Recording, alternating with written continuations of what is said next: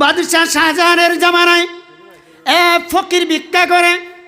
মানুষে ফকিরকে পরামর্শ দিল, তুমি বুড়ো হয়ে গেছ, এখন পর্যন্ত তুমি ভিক্ষা করো, তুমি তো হাঁটতে পারো না, চলতে পারো না, করবো কি?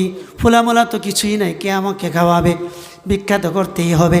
মানুষে পরামর্শ দিয়েছে, ফকির যদি তুমি বাদশাহ শাহজাহান কত বড় সম্রাট, তার কাছে যদি তুমি যেতে পারো, অন্যেরা তো এতটুক দে, বাদশাহ শাহজাহানের কাছে যদি তুমি যেতে পারো, তোমাকে অনেক কিছু তাকে দান করবে। আমার ভাইরা, ফকির সিদ্ধান্ত নিলেন, খবর নিলেন বাদশাহ এখন মসজিদের মধ্যে আছে। মসজিদের দরওয়াজার কাছে, মসজিদের গেটের সম্মুখে ফকির দাঁড়া গেলেন। শুনতেছেন? মসজিদের গেটের মধ্যে ফকির দাঁড়ায় গেলেন। এবার লক্ষ্য করে দেখে বাদশাহ নামাজ থেকে ফারিক হয়ে দুইখানা হাত উত্তোলন করে, চোখের থেকে পানি টপ টপ করে দাঁড়িয়ে ভিজে জমিনের মধ্যে পড়ছে। ফকির এই দৃশ্য দেখেছে। এবার বাদশাহ যখন মুনাজাত থেকে ফারিক হয়েছে, মসজিদের বাহিরে যখন চলছে, ফকির তাকে সালাম দিচ্ছে আর ফিরে যাচ্ছে, কিছু চাইছে না। বাদশাহ বলছেন, ফকির আমার কি কিছু ভুল হয়ে গেছে নাকি, কোনো গুস্তাখি হয়ে গেছে নাকি? বলে কি, কেন? আমার কাছে যে কেউ আসুক না কেন, আমার কাছে কিছু না চায় যায় না। এখন তুমি দেখছি আমার কাছে কিছু চাচ্ছ না কেন, আমি কিছু ভুল করে ফেলছি নাকি? ফকির বলছে, যাব না, মানুষের কিছু পরামর্শ মতে আমি আপনার কাছে কিছু চাইতে এসেছিলাম। আপনার কাছে চাইতে এসিয়া আপনার যে অবস্থা দেখলাম, তাতে আমার ভিতরের জ্ঞানের চোখ খুলে গিয়েছে। সুবহানাল্লাহ। ফকির বলছে, যাব না, আমি আসলাম দিল্লির সম্রাটের কাছে, তাকে দেখলাম আবার কোন সম্রাটের কাছে হাত পেতে আমার সেই বড় ভিক্ষুকের মতো চোখের পানি ছেড়ে ছেড়ে কান্দে আর চাই। ফকির বলছেন, যাব না, আমার জ্ঞান ফিরে গেছে, আমার জ্ঞানের চোখ খুলে গেছে। বাদ সম্রাট কান্দে যেই সম্রাটের কাছে, সেই সম্রাটের কাছে চাইব, জীবনে ভিক্ষার হাত মানুষের কাছে আর বাড়াইব না। সুবহানাল্লাহ। 2 নম্বর কোয়ালিটি হবে ঈমানওয়ালা ব্যক্তির মধ্যে আল্লাহকে সারা কারো কাছে কিছু চাইবে না। যা কিছু চাইতে হয় কার কাছে চাইবে? আপনি কার কাছে চাইবেন? মেহনত করে সুবিধাবাদ জিন্দাবাদ কয়া হেরিয়া জিপির প্রেসিডেন্টে ফাঁস করাইছেন। এরপরে আপনি একদিন গেলেন যে ভাই আমার একটা কলের ব্যবস্থা করেন, দিলেন। তারপরে বলে আমার একটা APL BPL কার্ডের ব্যবস্থা করে দিন, চাউলের কার্ডে দিল। এরপরে গেলেন যে ভাই আমাকে 2 টাকা, হ্যাঁ সব কালি তোমারই দেলবাম নাকি?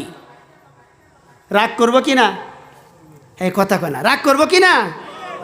কিন্তু আল্লাহর কাছে যত চান, রাগ করবে কি?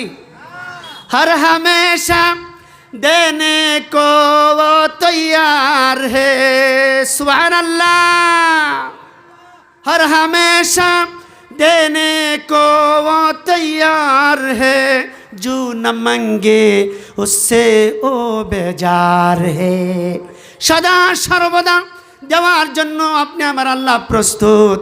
যে ব্যক্তি চায় সে ব্যক্তি পায়, আর যে চায় না তার প্রতি আল্লাহ পাক নারাজ হয়ে যায়।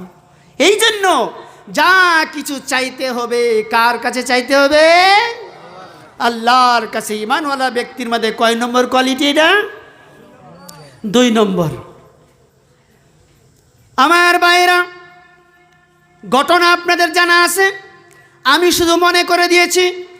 নমরুদ বিরাট বড় আগুনের ব্যবস্থা করেছিল ইব্রাহিমকে ছেড়ে দেওয়ার কারণে, ঠিক কিনা?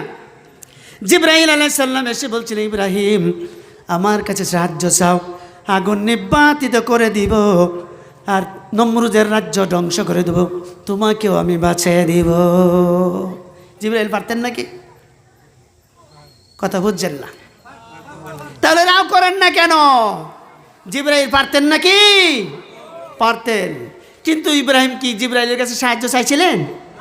চাইছে না। হযরত ইব্রাহিম বলেছিলেন, ফেরেশতা আমাকে ডিস্টার্ব করো না, তুমি আমাকে কোনো রকম ডিস্টার্ব করো না, আমি তোমার কাছে সাহায্য কেন চাইব?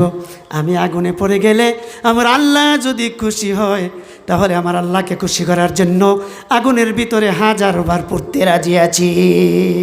সুবহানাল্লাহ। এ গোতায় গোতায় সুবহানাল্লাহ কইলে কিভাবে গোতে? হ্যাঁ,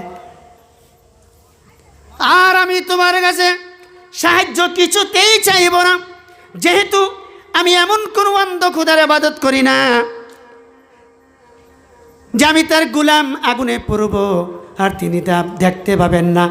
এমন কোনো কানা বদির আল্লাহর ইবাদত করি না যে আমি তার গোলাম, আমি আগুনে পড়ব আর তিনি তা দেখতে পাবেন না। সুতরাং সাহায্য যদি চাই তারই কাছে চাইব, তোমার কাছে নয়।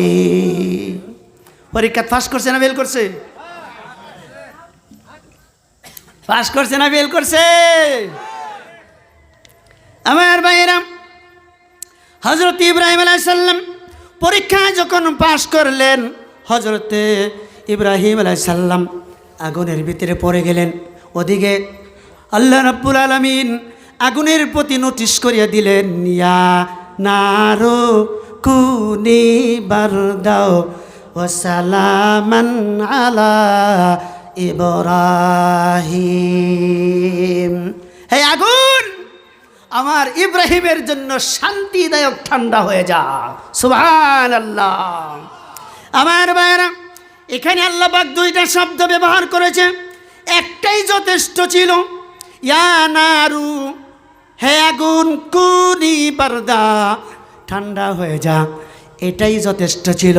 কিন্তু আল্লাহ পাক বলেন, আগুন রে, আমার খলিল যাতে ঠান্ডায় কষ্ট না হয়, এই জন্য এমন ঠান্ডা হয়ে যা, এয়ার কন্ডিশন হয়ে যা, শীতাত হয়ে যা, শান্তিদায়ক ঠান্ডা হয়ে যা।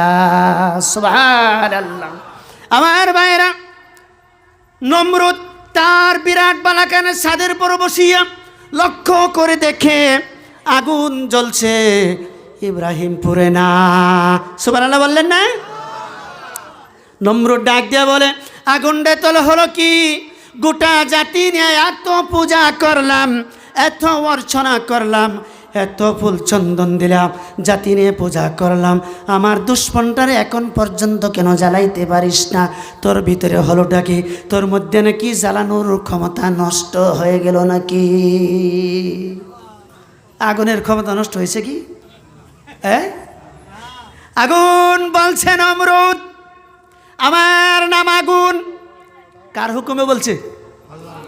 আগুন বলছে, নমরুদ আমার নাম আগুন, জ্বালাইবার ক্ষমতা আছে কিনা তোরে বলে বুঝাবো কি করে? যদি প্রমাণ করতে চাস জ্বালানোর ক্ষমতা আছে কিনা, তবে তুই নিজে আ, তোরে শুদ্ধা তামাম দুনিয়া জ্বালাই দেব, ইব্রাহিমের একটি পশম আমি জ্বালাইতে পারি না। সুবহান।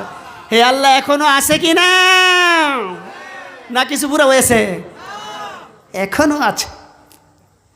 আমার ভাইয়েরা, বিশ্বকবি, কবি সম্রাট আল্লামা ইকবাল রহমতুল্লাহি আলাইহি কত সুন্দর করে এই কথাটি বলেছে, আজ भी हो जो इब्राहिम का ईमा पैदा कर सकती है एक अंदाज गुलिस्ता पैदा। ইব্রাহিমের ইমান যদি আজও কোথাও বিদ্যমান করতে পারে অগ্নির কুণ্ডে খুবসুরতা গুলিস্তান। সুবহানাল্লাহ। এখনো যদি কোনো নমরুদ কোনো ইব্রাহিমের সন্তানকে, কোনো মুমিনকে আগুনের মধ্যে জ্বালায় দেওয়ার চক্রান্ত করে, আর তার ভিতরে যদি ইমান মুকাম্মল থাকে, ইব্রাহিম আলাইহিস সালামের ইমান যদি মওজুদ থাকে, বিদ্যমান থাকে, আল্লাহ